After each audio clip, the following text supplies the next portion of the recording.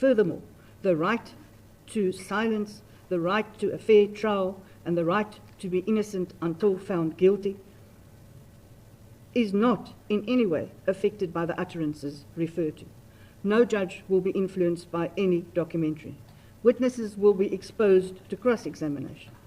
The public will form an opinion, but that is a byproduct of the criminal justice system and does not affect the rights of Mr. Bester as claimed. The equality issue was not addressed and is simply bad in law. In both matters, information about the doctor and Mr. Bester is firmly in the public domain. In fact, it has been set out in judgments in the bail application and the appeal against the bail, and in the High Court and in the judgment of the Supreme Court of Appeal. Never called by its name by the applicants, but the prior restraint, which is the correct defence, has been addressed by the SCA in the Media Television Pty Limited trading as ETV matter versus the National Director of Public Prosecutions 2007 in brackets 5 SA 540. As already stated, this is the matter that this court must follow. The principle is set out. The court went as far as to say that prior restraint can only be granted if the prejudice is demonstrable and substantial. It is a real risk that it will occur. Speculation, as argued in this court, is not sufficient. I am therefore satisfied that this application too did not comply with Rule 612 in that it did not address substantial redress, and in fact there is substantial redress in due course. For that reason, this matter is also struck from the roll and the applicant is to carry the costs. The court will adjourn. And that, ladies and gentlemen, is how Thabo Bester and Nandipha Makutumanda have to pay costs yet again. I mean, if there's two people on this planet who enjoy opening up cases, writing affidavits, sending to their lawyers, I think they just do it for attention. Let's be honest. I think they do it for attention, and I think they do it to remain relevant, and I think they're just narcissists. But those are all my opinion. Yes, you heard my lady. Yes, where are those people who don't like it when I share my opinion? My lady said, opinions will be opinioning, okay? The public will opinion. That is not a surprise. But one thing that a judge will not do, and I pause, a judge will not form a ruling based on a Netflix documentary or any other documentary that is. And then I think to myself, then there was Mr. Bailey who was subpoenaed, and Baloyi desperately needed him in court, and Mr. Bailey said, and easy, and his lawyers made sure Baloyi understood, but Baloyi really needed that video inside Pagati within the court. Guningi, right? One thing that I will appreciate Thabo Bester and Nandipha Makutumanda for is the ability to watch this very, very short case. It literally was a day plus 30 minutes for the ruling. On the very next day, yes, I said it, on the very next day, is that my lady, and I apologize, I don't know her name, my lady had to sit and listen to Thabo Bester's lawyers, and then Netflix's lawyers, and then Nandipha Makutumanda's lawyers, because, you know, they didn't apply in common purpose. Because they've got long money, okay? They're not common purposing nothing.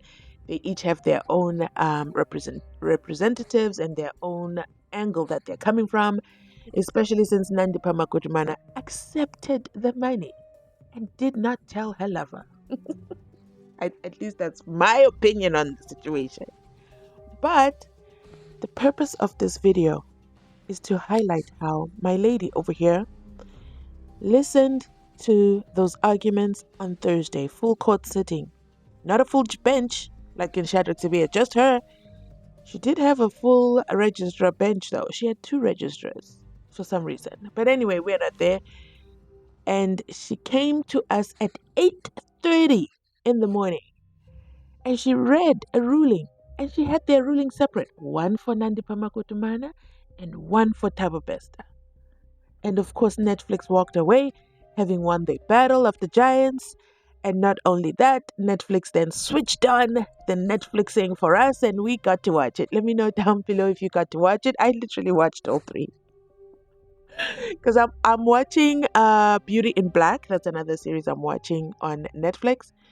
So I appreciated how short theirs is so I can get back to business as usual. Now, where does Judge Ratha enter in this video? Judge Ratha listened to the arguments for the Section 174 application by Unqumalo. Not only did he listen, guys, he had a lot of time. He received their heads of arguments. So he received Unqumalo's heads of arguments on the 15th of August 2025.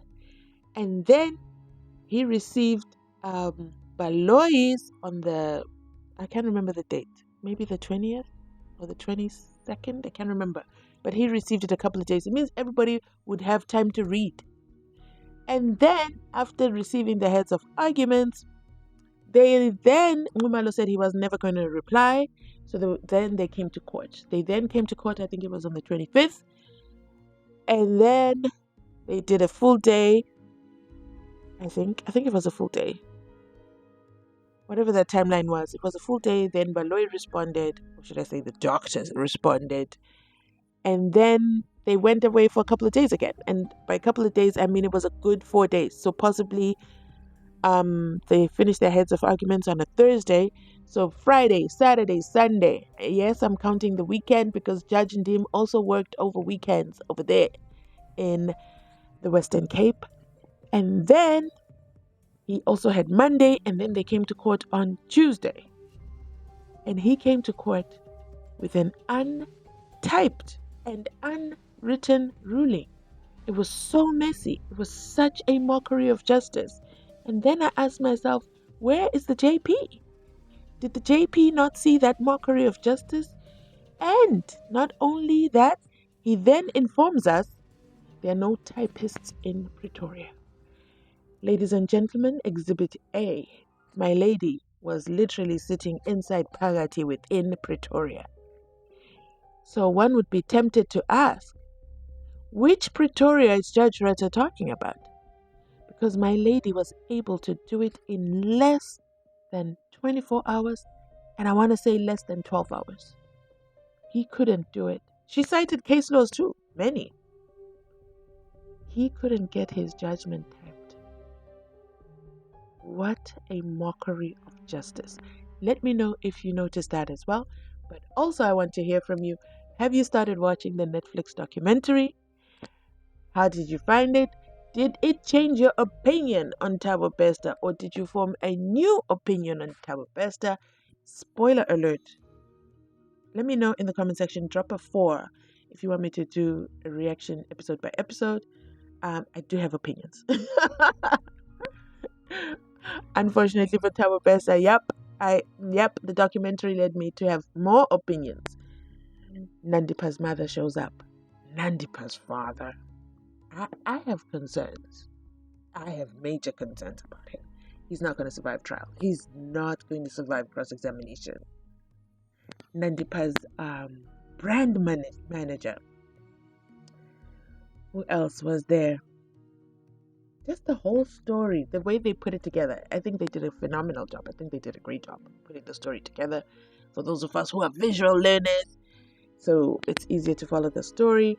But yeah, I definitely want to hear from you. Your thoughts? Drop them in the comment section down below. That is it from me. Excuse my voice. My throat is throating, okay?